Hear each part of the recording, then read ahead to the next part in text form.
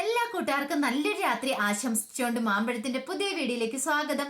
നമുക്ക് നേരെ ആദർശിന്റെ നയനയുടെ നാളത്തെ നല്ലൊരു പ്രമോ വിശേഷം കണ്ടാലോ.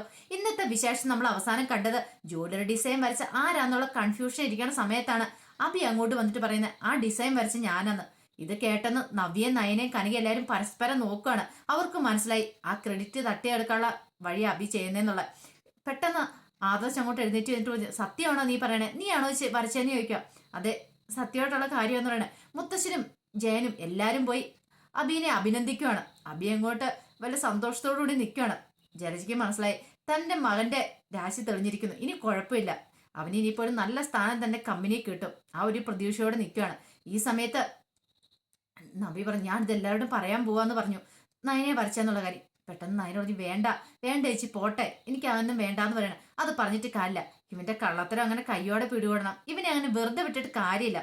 ഓസി വന്ന് ക്രെഡിറ്റ് തട്ടിയെടുക്കാൻ നോക്കുന്നു, അത് നീ വരച്ച ഡിസൈൻ അവന് വരച്ചതെന്നും പറഞ്ഞിട്ട്. കനക പറഞ്ഞ് ശരിയാ മോളെ, നീ പറഞ്ഞ ശരിയാ, ഇത് വിട്ടുകൊടുത്തിട്ട് കാര്യമില്ല, അവന്റെ കള്ളത്തരം പൊളിച്ചെടുക്കണമെന്ന് പറയാം. പെട്ടെന്ന് അവൻ അബീനെ എല്ലാരും പ്രശംസിച്ചുകൊണ്ടിരിക്കുന്ന സമയത്ത് നബി പറഞ്ഞു അതെ ഒരു മിനിറ്റ് എല്ലാരും നിൽക്കാൻ പറയാണ്. എല്ലാരും വന്നപ്പോഴും നോക്കി എന്താ കാര്യം എന്താ. അതെ ആ ഡിസൈൻ വരച്ച അബിയല്ല നയനയാന്ന് പറയണം. നയനയോ? മുത്തശ്ശി ചോദിച്ചു നയനമോളാണ് ഡിസൈൻ വരച്ചേ.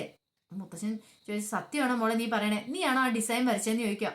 നയന പറഞ്ഞു അതെ മുത്തശ്ശ, ഞാൻ ആ ഡിസൈൻ വരച്ചതെന്ന് പറയാം.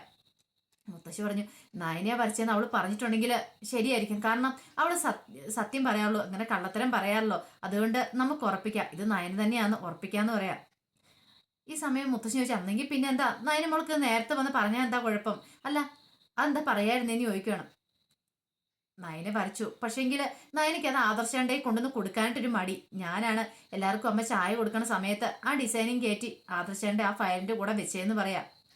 ഇത് കേട്ടൻ ജലജ പറഞ്ഞു കൊള്ളാം സൂപ്പറായിട്ടുണ്ട്, നാടകം കൊള്ളാന്ന് പറയണം. എന്റെ മോൻ ഇച്ചിരി അഭിനന്ദനമൊക്കെ കിട്ടിക്കഴിഞ്ഞപ്പോ അവൾക്ക് സഹിക്കുന്നില്ല. ഭാര്യ എന്ന് പറഞ്ഞിട്ട് കാര്യമില്ല, ഭർത്താവിന് ഒരു ഉയർച്ച ഉണ്ടായി കഴിയുമ്പോ അതിൽ അഭിനന്ദിക്കുക വേണ്ടത്, അവനോടൊപ്പം നിൽക്കുക ചെയ്യണ്ടേ. ഇപ്പൊ തന്നെ കണ്ടില്ലേ എന്റെ അഭിമോൻ വരച്ച്, അത് അവൾക്ക് ഇഷ്ടപ്പെട്ടില്ല. ഇത് കേട്ടപ്പം കണികയുടെ മുഖം കൂടി ദേഷ്യം കൂടി ചോദിക്കുന്നു. നബി പറഞ്ഞു അല്ല അബിയെ വരച്ചെന്ന് എന്താ തെളിവെന്ന് ചോദിക്കണം. ഓ അപ്പൊ നയനയെ വരച്ചെന്ന് എന്താ തെളിവിരിക്കുന്നത്? അല്ല ഞാൻ ചോദിച്ചോട്ടെ അമ്മേ, അബിയെ വരച്ചെങ്കിൽ എന്തുകൊണ്ട് അമ്മ അബിനെ വിട്ടത് ആദർശന്റെ കൈ കൊടുപ്പിക്കാത്തെന്ന് ചോദിക്കുക. അല്ല പെട്ടെന്ന് അങ്ങനെ കൊടുക്കണ്ടെന്ന് വിചാരിച്ചു, ഒരു സർപ്രൈസ് ആയിട്ടിക്കോട്ടെ എന്ന് ചോദിച്ചാൽ അതുകൊണ്ടാ കൊടുക്കാത്തേന്ന് പറയാം. ഓഹോ അപ്പൊ അങ്ങനെയല്ല കാര്യങ്ങള്.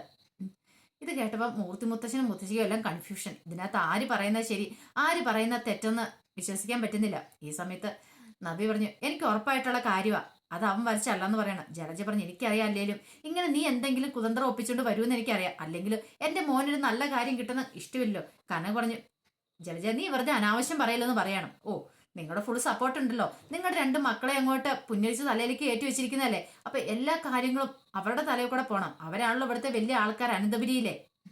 അപ്പൊ അതുകൊണ്ടല്ലേ എന്റെ മോന് ഒരു നല്ല ഉയർച്ച വന്നു കഴിഞ്ഞപ്പോ അങ്ങോട്ട് ഇഷ്ടപ്പെടില്ല, അതിന്റെ കണ്ണിക്കടിയാന്ന് എനിക്ക് മനസ്സിലായെന്ന് പറയാം. ഇത് കേട്ടപ്പോ നവ്യ പറഞ്ഞു കൊള്ളാം സൂപ്പർ ആയിട്ടുണ്ട്. അതെ എനിക്ക് മനസ്സിലായി ഇപ്പൊ അബിയ വരച്ചെന്നുള്ള കാര്യം, കാരണം അമ്മ ഇത്രമാത്രം ദേഷ്യപ്പെടണമെങ്കിലേ അത് അബി ആയിരിക്കണം വരച്ചത്, ഞാൻ വിശ്വസിക്കുന്നു പറയാം.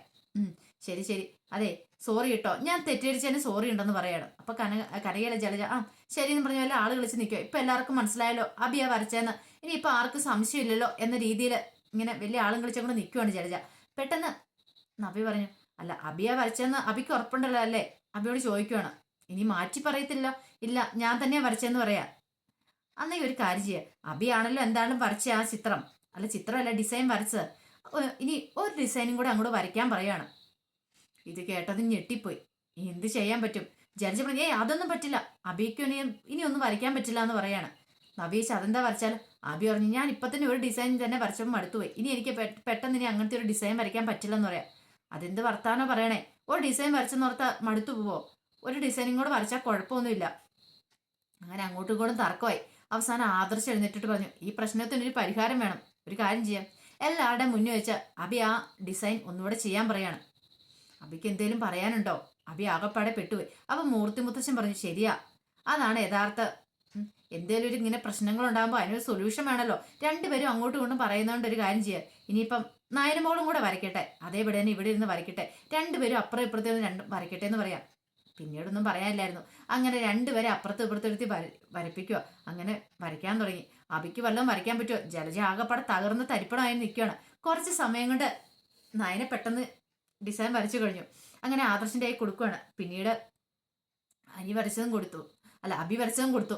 അബി വരച്ചത് കണ്ടപ്പോൾ തന്നെ ആദർശിന് മനസ്സിലായി ഇത് വരച്ചത് നയനയാന്നുള്ള കാര്യം. കാരണം ആ ചിത്രം രണ്ടുപേരെയും കാണിച്ചിട്ടില്ല, രണ്ടുപേരും കണ്ടിട്ടുമില്ലായിരുന്നു. അപ്പൊ മുമ്പ് വരച്ചതാണെങ്കിൽ അത് അവർക്കറിയാലോ, അവരുടെ മനസ്സിൽ ഐഡിയ ഉണ്ടാവുമല്ലോ. പക്ഷെ അബി വരച്ച അതിന്റെ 7 അയലക്കത്തോടെ പോലും പോയിട്ടില്ലായിരുന്നു. അപ്പൊ കള്ളത്തരം പറഞ്ഞാന്ന് മനസ്സിലായി. ആദർശ് നേരെ ആ ചിത്രം കൊണ്ടേ മൂർത്തി മുത്തശ്ശനിലേക്ക് കൊടുക്കുവാണ്. മുത്തശ്ശന്റെ 2 ചിത്രം കണ്ടപ്പോഴും മനസ്സിലായി. മുത്തശ്ശൻ ചാടി ഇങ്ങോട്ട് എഴുന്നേറ്റു, അങ്ങോട്ട് അവരുടെ അടുത്തേക്ക് എന്നിട്ട്, എന്തിനാ അബി നീ കള്ളത്തരം പറഞ്ഞെന്ന് ചോദിക്കണം. അല്ല പിന്നെ ഞാനത് പെട്ടെന്ന് ജലജ ഇടയ്ക്കേറി. അത് പിന്നെ അച്ഛാ ക്ഷമിക്കണം, അറിയാലോ ഇവന്റെ അവസ്ഥ ഇപ്പൊ കണ്ടിട്ട് ഞാൻ അവനെ കൊണ്ട് അങ്ങനെ പറയിച്ചെന്ന് പറയണം. അപ്പൊ നീയാണല്ലേ, വെറുതെ അല്ല. ഇനിയിപ്പൊ അവനെ പറഞ്ഞിട്ട് കാര്യമില്ല, നിന്റെ വളർത്തുദോഷം, നിന്റെ മോനല്ലേ അവനിങ്ങനെ പറഞ്ഞില്ലെങ്കിൽ അത്ഭുതമുള്ളൂ. നീ ആയിരിക്കും അവനെ കൊണ്ട് ഈ കടുങ്കൈ ചെയ്യിച്ചില്ലേ? നിനക്ക് നാണമില്ലേ ജലജ ഇങ്ങനെയൊക്കെ ചെയ്യാനായിട്ട്? ഒരാള് ചെയ്ത കാര്യം അതിന്റെ ക്രെഡിറ്റ് തട്ടിയെടുക്കാനായിട്ട്. അല്ല അത് പിന്നെ അബീനെ എങ്ങനെയാലും ഒന്ന് ഉയർത്തിക്കൊണ്ട് വരാൻ വേണ്ടിയിട്ട്. അവന്റെ അവസ്ഥ ഇപ്പോഴത്തെ അറിയാലോ, കമ്പനിയിൽ വെറും സ്റ്റാഫ് മാത്രമാ. എനിക്ക് സഹിക്കാൻ പറ്റാത്തോണ്ടാ. അതിന് ഇങ്ങനത്തെ പരിപാടിയാണോ ചെയ്യേണ്ടിരുന്നത്? വെറുതെ അല്ല നിനക്കൊന്നും ഒരു കമ്പനിയിൽ ഒരു സ്ഥാനം തരാത്തെ. എന്തെങ്കിലും സ്ഥാനം തന്നായിരുന്നെങ്കിൽ നീ ആ കമ്പനി തേച്ച് മുടിച്ചാനോലോ, നീ നിന്റെ മകനും കൂടെ കൂടിയിട്ട്. നിന്നെ പണ്ടേ ഈ വീട്ടിൽ നിന്ന് ഇറക്കി വരണ്ട. എനിക്കതിന് സാധിക്കാത്തതുകൊണ്ട് മാത്രം ഇവിടെയൊക്കെ നീ ജീവിക്കുന്നു. മേലെ എന്റെ കൺമുന്നിൽ കണ്ടുപോയേക്കരുത്, പൊക്കോണെന്ന് പറഞ്ഞ് മുത്തശ്ശൻ ദേഷ്യപ്പെട്ട് അങ്ങോട്ട് പോവാണ്. ഈ സമയത്ത് ആദർശ് എന്നിട്ട് അബിയോട് പറഞ്ഞു, ഇത് ലാസ്റ്റ് വാണിങ്ങാ, ഇനി നിനക്ക് ഇങ്ങനെ വാണിങ് ഉണ്ടാകത്തില്ല. പറഞ്ഞു കേട്ടല്ലോ, മനുഷ്യന്റെ മാനം കെടുത്തായിട്ട് നടക്കണമെന്ന് പറഞ്ഞുകൊണ്ട് ആദർശം കൂടെ അങ്ങോട്ട് കയറി പോവാണ്. ഈ സമയത്ത് മുത്തശ്ശിയും പിന്നീട് എല്ലാവരും ചെന്ന് അഭിനന്ദിക്കുന്നുണ്ട് നയനെ. നയനയ്ക്ക് ഭയങ്കര സന്തോഷമായി. ദേവേനിക്കാണെങ്കിൽ വല്ലാത്തൊരു വീർപ്പൂട്ടലായിരുന്നു. ദേവേനി പറയുകയും ചെയ്തു, അബി വരയ്ക്കട്ടെ, അബി ആ ചിത്രം വരച്ചെങ്കിൽ, ആ ചിത്രം ഡിസൈൻ വരച്ചെങ്കിൽ അബി ആണെങ്കിൽ നല്ല കാര്യമല്ലേ. കാരണം നയനെ അങ്ങനെ വരയ്ക്കുമെന്നൊന്നും ദേവേനിക്ക് അത്ര വിശ്വാസമൊന്നും ഇല്ലായിരുന്നു. പക്ഷെ ദേവേനിക്കിട്ടൊക്കെ നല്ലൊരു അടിയെ കിട്ടിയത്. ദേവേനിയുടെ മുഖമൊക്കെ വെള്ളറി വെളുത്ത് നിൽക്കുക. ഇത്രയ്ക്ക് നന്നായിട്ട് ഇവള് വരയ്ക്കും, അതും അമേരിക്കൻ കമ്പനിക്കാര് ഇവളുടെ ഡിസൈൻ ഇഷ്ടപ്പെടുമെന്ന് സ്വപ്നത്തിൽ പോലും വിചാരിച്ച കാര്യമല്ല ദേവേനി. അങ്ങനെ അത് സംഭവിച്ചിരിക്കുകയാണ്. അങ്ങനെ സന്തോഷത്തോടു കൂടി നയനെ മുറിയിലേക്ക് പോവാം. ഈ സമയം നബി മുറിയിലേക്ക് കയറി പോയായിരുന്നു. അബി അങ്ങോട്ട് വരുവാണ്. അബി വന്നിട്ട് ചോദിച്ചു, നീ ഒരു ഭാര്യയാണോന്ന് ചോദിക്കുക. എന്താ അബി, നിനക്ക് നാണമുണ്ടോ? ഭർത്താവിന്റെ ആപത്ത് വന്ന് ഈ ബാ കൂടുതൽ രക്ഷിക്കുമല്ലേ ചെയ്യേണ്ടത്? അതിന് പകരം നീ എന്താ ചെയ്തേ? അവളൊരു നല്ല കാര്യം വന്നു കഴിയുമ്പം നീ അവൻ നശിച്ചു പോട്ടേന്ന് ഓർത്ത് അവളുടെ ഒപ്പം നിന്റെ അനിയത്തിയുടെ ഒപ്പം നിന്നല്ലേന്ന് ചോദിക്കുക. അത് പിന്നെ നിൽക്കാതെ പറ്റുമോ? അബി കള്ളത്തരം കാണിച്ചോണ്ടല്ലേ പിന്നെ ഒരു പുണ്യാളത്തി വന്നിരിക്കുന്നു, ഒരു കള്ളവും ചെയ്യാത്തെ. ഇത്രയും കാലം നീ സത്യം മാത്രം ചെയ്തല്ലേ ജീവിച്ചേ. അതെ, എന്റെ കാര്യത്തിന് വേണ്ടി ഞാൻ അല്ല ചെയ്ത കള്ളത്തരങ്ങളൊക്കെ പറഞ്ഞിട്ടുണ്ട്. പക്ഷെ നിന്നെ പോലെ ഒരുത്തനെ കെട്ടിയതുകൊണ്ടാണ് എനിക്ക് അങ്ങനെയൊക്കെ ചെയ്യേണ്ടി വന്നേ, അറിയാലോ. പക്ഷെ ഇപ്പൊ ഞാൻ ഏറ്റവും കൂടുതൽ വെറുക്കുന്ന നിന്നെയാ. സ്വന്തം കുഞ്ഞിനെ പോലും അത് സ്വന്തമല്ലെന്ന് പറഞ്ഞു നടക്കുന്ന വൃത്തികെട്ടവനല്ലേ നീയാ. നിന്നെ പോലുള്ള ഒരുത്തിന് ഇങ്ങനെ ഒരു കള്ളത്തരം കാണിച്ചു കഴിയുമ്പോ ഇനി എനിക്കത് കണ്ടുകൊണ്ട് നിൽക്കാൻ പറ്റില്ല. പിന്നെ നിന്നെ ഞാൻ എൻ്റെ ഭർത്താവായിട്ട് അംഗീകരിക്കണമെങ്കിൽ നീ അതുപോലെ ആയിരിക്കണം എന്നോട് പെരുമാറുന്നേ. എപ്പോഴെങ്കിലും ഒരു ഭർത്താവ് എന്ന രീതിയിൽ ഒരു നല്ല രീതിയിൽ എന്നോട് പെരുമാറിയിട്ടുണ്ടോ? കല്യാണം കഴിഞ്ഞ് ഇത്രയും കാലമേ, കല്യാണത്തിന് മുമ്പ് പല നുണകളും പറഞ്ഞാൽ നീ എന്നെ വസ്താക്കിയത്. പിന്നീടോ കല്യാണത്തിന് ശേഷം അതേപോലെ തന്നെ. ഇപ്പം സ്വന്തമായിട്ട് കുഞ്ഞുണ്ടാകാൻ പോകുമ്പോൾ ആ കുഞ്ഞിനെ വരെ നിനക്ക് സംശയമല്ലേ? നിന്നെ പറഞ്ഞിട്ട് കാര്യമില്ല. ഇനി ഒരു കാരണവശാലും ഇതുപോലത്തെ കള്ളത്തരം ചെയ്താൽ നിന്റെ കള്ളത്തരത്തിനൊപ്പം ഞാൻ ഒരിക്കലും കൂട്ടു നിൽക്കില്ല അബി. പണ്ടൊക്കെ ഞാൻ കൂട്ടു നിന്നിട്ടുണ്ട്, പക്ഷെ ഇനി അങ്ങനെ ഉണ്ടാവില്ലെന്ന് പറയണം. അബിക്ക് മനസ്സിലായി ഇവള് പണ്ടത്തെ പോലല്ല, ഇവളുടെ സ്വഭാവത്തിനൊക്കെ നല്ല മാറ്റം വന്നിട്ടുണ്ട്. ഇതും പറഞ്ഞിട്ട് നബി അങ്ങോട്ട് വെട്ടിത്തിരിഞ്ഞങ്ങ് പോവാണ്. അബി ആകെപ്പാടെ പെട്ടുപോയി. പിന്നീട് മൂർത്തി മുത്തശ്ശനെ നോക്കാനായിട്ട് ഡോക്ടർ വന്നു. അപ്പൊ ഡോക്ടർ വന്നു കഴിഞ്ഞപ്പം ആദർശ് എന്ത് ചെയ്യുവാണ്, ചെക്കപ്പ് ചെയ്യാൻ പറഞ്ഞ കാര്യങ്ങളെല്ലാം ടെസ്റ്റ് ചെയ്തിട്ടുണ്ടായിരുന്നു മുത്തശ്ശന്. അങ്ങനെ ആ റിസൾട്ട് എല്ലാം എടുത്ത് ഡോക്ടറെ കാണിക്കുകയാണ്. എല്ലാം കണ്ടു കഴിഞ്ഞപ്പോൾ ഡോക്ടർ പറഞ്ഞു, കൊള്ളാം, ഈ പ്രാവശ്യം നല്ല മാറ്റമുണ്ട്, നന്നായിട്ടുണ്ടെന്ന് പറയാണ്, നല്ല വ്യത്യാസം കാണുന്നുണ്ടെന്ന് പറയാം. ഇത് കേട്ടപ്പോൾ എല്ലാവർക്കും സന്തോഷമായി. മുത്തശ്ശന് ഇപ്പം നല്ല കുറവുണ്ടെന്ന്. പിന്നെ ഡോക്ടർ ചെല്ല എന്ത് മന്ത്രമാണ് പ്രയോഗിച്ചേ? കഴിഞ്ഞ പ്രാവശ്യം കണ്ടപ്പോഴത്തേക്കാളും കൂടുതൽ നന്നായിട്ട് ബെറ്റർ ആയിട്ടുണ്ട്. പിന്നീട് മുത്തശ്ശനോട് തന്നെ ചോദിക്കുക എങ്ങനെയാ മാറി. കാരണം ഇനിയിപ്പം എന്താ ചെയ്തതെന്ന് അറിഞ്ഞിട്ട് വേണം ബാക്കി പേഷ്യൻസ് ഒക്കെ എനിക്കിത് പരീക്ഷിക്കാൻ പറ്റുമല്ലോ, എന്ത് കാരണത്താൽ എത്രമാത്രം കുറവ് സംഭവിച്ചെന്നുള്ളത്. മുത്തശ്ശൻ പറഞ്ഞു, അതെ, മനസ്സിന്റെ സന്തോഷം ഏറ്റവും വലുത്. പിന്നെ എൻ്റെ കൊച്ചുമാൻ്റെ ഭാര്യ നയനെക്കുറിച്ച് അറിയാലോ. അവൾ എനിക്ക് വേണ്ടുന്ന കാര്യങ്ങൾ കൃത്യസമയത്ത്, മരുന്നാണെങ്കിലും ഫുഡാണെങ്കിലും എൻ്റെ കാര്യങ്ങളൊക്കെ ഏറ്റവും കാര്യങ്ങളെല്ലാം അവൾ നോക്കുന്നുണ്ടായിരുന്നു. അതുകൊണ്ട് എനിക്ക് പിന്നെ വേറെ പ്രത്യേകിച്ച് ടെൻഷൻ അടിക്കേണ്ട കാര്യമില്ല. പിന്നെ ടെൻഷനൊന്നും വരാതെ തന്നെ അവളെല്ലാം മെയിൻറ്റെയിൻ ചെയ്ത് പോകുന്നുണ്ടായിരുന്നു. ശരിക്കും പറഞ്ഞിട്ടുണ്ടെങ്കിൽ എനിക്ക് ഇത്രമാത്രം മാറ്റം ഉണ്ടാകാൻ കാരണം അവളാന്ന് പറയാം. ദേവേനയുടെ മുഖം അങ്ങോട്ട് വെള്ളറി വെളുത്ത് നിൽക്കുക. വല്ലാത്തൊരവസ്ഥയിലാണ് ദേവേനി നിൽക്കുന്നത്. പിന്നെ ആദർശം. അങ്ങനെ അവരെ പൂഴ്ത്തി പറയുന്ന അഭിക്കും ജലജിക്കൊന്നും ഇഷ്ടപ്പെടില്ലല്ലോ. പിന്നീട് ഡോക്ടർ പറഞ്ഞു ഇങ്ങനെ തന്നെ മുന്നോട്ട് പോവുകയാണെങ്കിൽ അധികം വൈകാതെ തന്നെ ഒരുമാതിരിയൊക്കെ നന്നായിട്ട് സുഖപ്പെടും. പിന്നെ അതല്ല ഇനിയിപ്പോൾ എന്തോ ഫംഗ്ഷൻ ഉണ്ടെന്നല്ല പറഞ്ഞു, മാരേജ് ഫംഗ്ഷൻ. അതിനെല്ലാം ശേഷം ഒരു സർജറിയും കൂടെ ചെയ്യാം. സർജറിയും കൂടെ കഴിഞ്ഞ് കഴിയുമ്പോൾ മൂർത്തി സാർ ഇതിലൂടെ ഓടിപ്പാഞ്ഞ് നല്ല പൂർവാധി ശക്തിയോടെ നടക്കുമെന്ന് പറയാം. ഇത് കേട്ടത് എല്ലാവർക്കും സന്തോഷമായി. അങ്ങനെ ഡോക്ടർ കാര്യങ്ങളൊക്കെ പറഞ്ഞിട്ട് പോവാണ്. പിന്നീട് നയന മുറിയിൽ തുണിയൊക്കെ മടക്കി വെച്ചുകൊണ്ടിരിക്കുന്ന സമയത്താണ് ആദർശം അങ്ങോട്ട് കയറി വരുന്നത്. ആദർശം വന്നിട്ട് നയനയോടൊന്ന് സംസാരിക്കണം, ഒരു താങ്ക്സ് ഒക്കെ പറയണം. പക്ഷെ എങ്ങനെ പറയും, ഇവരോട് ഡയറക്റ്റായിട്ട് എന്ന് പറയാനായിട്ടൊരു മടി. ആദർശം ഇങ്ങനെ ചുമച്ചൊക്കെ നിൽക്കുകയാണ്. നയന ആദ്യമൊന്നും മൈൻഡില്ല. വീണ്ടും ചുമച്ച് കഴിഞ്ഞപ്പം നയന എന്ത് ചെയ്യുക, അവിടെ നിന്ന് വെള്ളം എടുത്തുകൊണ്ട് കൊടുത്തു. കുടിക്കാൻ പറയണം. ഇതെന്തിനാ വെള്ളം? അല്ല ആദർശാൻ്റെ ചുമയല്ലേ, അതുകൊണ്ട്. ഓ എനിക്കിപ്പോൾ ചുമയൊന്നുമില്ല, കുഴപ്പമില്ല എന്ന് പറയാണ്. ആ ശരി എന്നാൽ ആയിക്കോട്ടെ എന്ന് പറയാം. എനിക്ക് നിന്നോട് ഇച്ചിരി സംസാരിക്കാനുണ്ട്. സംസാരിക്കാനുണ്ടോ? അതിന് സംസാരിച്ചോ. ഞാൻ ഈ മുറിയിലേക്ക് വന്നിട്ട് നീ എന്നെ മൈൻഡ് ചെയ്യായിരുന്നേ. അതിപ്പം മൈൻഡ് ചെയ്യേണ്ട ആവശ്യമുണ്ടോ? ആദർശാൻ്റെ മുറി തന്നെയല്ലേ, ആദർശാൻ എപ്പോൾ വെള്ളം കയറി വരെ ഇറങ്ങിപ്പം. അതിനിപ്പം പ്രത്യേകിച്ച് ഇപ്പം എൻ്റെ അനുമതിയൊന്നും വേണ്ടല്ലോ എന്ന് പറയണം. അതല്ല ഞാൻ പറഞ്ഞേ, ഞാൻ വന്നിട്ട് നീ എന്നോട് സംസാരിക്കാനൊന്നും വരാം. അതോ ഞാൻ ഇച്ചിരി തിരക്ക് പണിയില്ല, അതുകൊണ്ടായിരുന്നു പറയാം. പിന്നെ താങ്ക്സ് എന്ന് പറയണം. താങ്ക്സോ? അതെന്തിനാ?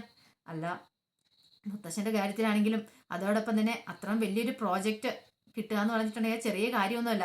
അപ്പം നീ കാരണമല്ലേ, നീ വരച്ച ഡിസൈൻ കാരണമല്ലേ അത് അത്ര വലിയ പ്രോജക്റ്റ് കിട്ടിയത്. അപ്പം അതിനാ ഞാൻ താങ്ക്സ് പറഞ്ഞു. ഓ അതുകൊണ്ടാണോ? അങ്ങനെ അല്ലായിരുന്നല്ലോ മുമ്പ് പറഞ്ഞേ. ചെറിയ ചെറിയ കമ്പനികൾക്കുള്ള ഇത് മാത്രം എനിക്ക് വരയ്ക്കാൻ അറിയത്തുള്ളൂ, അല്ലാതെ വലിയ ഫോറിൻ കമ്പനിക്കൊന്നും എനിക്ക് വരയ്ക്കാൻ അറിയത്തില്ല, ഡിസൈനിങ് ഒന്നും എനിക്ക് അറിയത്തില്ലെന്നല്ലേ പറഞ്ഞേ, ഡിസൈൻ ചെയ്യാനൊന്നും.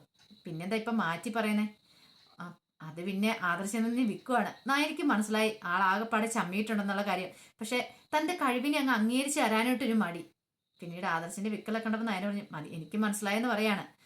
അതുപോലെ നല്ല കാര്യം ചെയ്ത് കഴിയുമ്പം നമ്മൾ ആരെയാണോ അഭിനന്ദിക്കണമല്ലോ, അതുകൊണ്ട് ഞാൻ വന്ന് അഭിനന്ദിച്ചെന്നുള്ളൂ. അതും പറഞ്ഞോടെ നീ അങ്ങോട്ട് വലിയ പൊങ്ങൊന്നും വേണ്ടെന്ന് പറയണം. ഇത് കേട്ടപ്പോൾ നയന പറഞ്ഞു എനിക്ക് അങ്ങനെയൊന്നും ഇല്ല ആദർശേട്ടാ, ഇത്രയും വലിയൊരു പ്രോജക്റ്റ് കമ്പനിക്ക് കിട്ടിയിട്ടുണ്ടെങ്കിൽ അത് ഈ കുടുംബത്തിന് തന്നെ ഭാഗ്യല്ലേ.